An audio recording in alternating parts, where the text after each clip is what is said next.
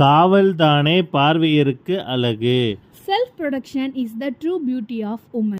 Condre Venton. Avayars Condre Venton. With moral stories for your kids. Hi குட்டீஸ். ஒரு ஊரில் ரோகிணியும் அவங்க அம்மாவும் வீட்டில் வசிச்சுட்டு வந்தாங்களாம். அவங்க அம்மா ஒரு நாள் வெளியே போக வேண்டிய சூழ்நிலை, பொண்ணை தனியாக விட்டுட்டு போக வேண்டிய சூழ்நிலை.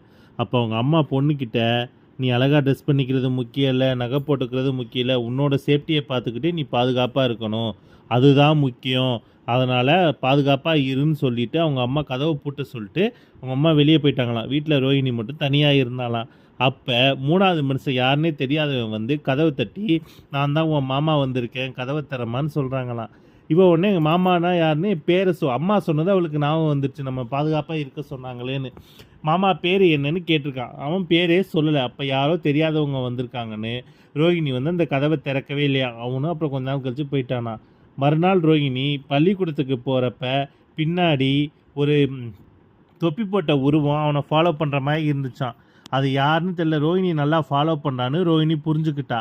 உடனே ரோஹிணி புத்திசாலித்தனமாக யோசிச்சு வேகமாக ஒரு கடை தெரிஞ்ச மாமா கடைக்கு போய் அந்த மாமாட்ட பேசுகிற மாதிரி நடிச்சாலாம். அதை பார்த்துட்டு அந்த மூணாவது மனுஷன் தொப்பி போட்டவன் ஓடி போயிட்டானா.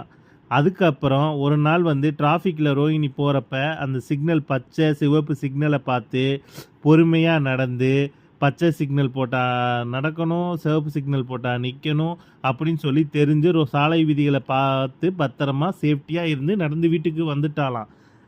இது வீட்டுக்கு வந்த உடனே கதவை பூட்டிக்கிட்டு, அப்பாடா இன்றைக்கி நம்ம எல்லாம் சேஃப்டியாக இருந்தோம்னு நினச்சி சந்தோஷப்பட்டுக்கிட்டே பொம்மையை கட்டி பிடிச்சிக்கிட்டே தூங்கிட்டாலாம். இதனால் அறியப்படும் நீதி என்னென்னா, எப்போதும் விழிப்புணர்வாக இருக்கணும்.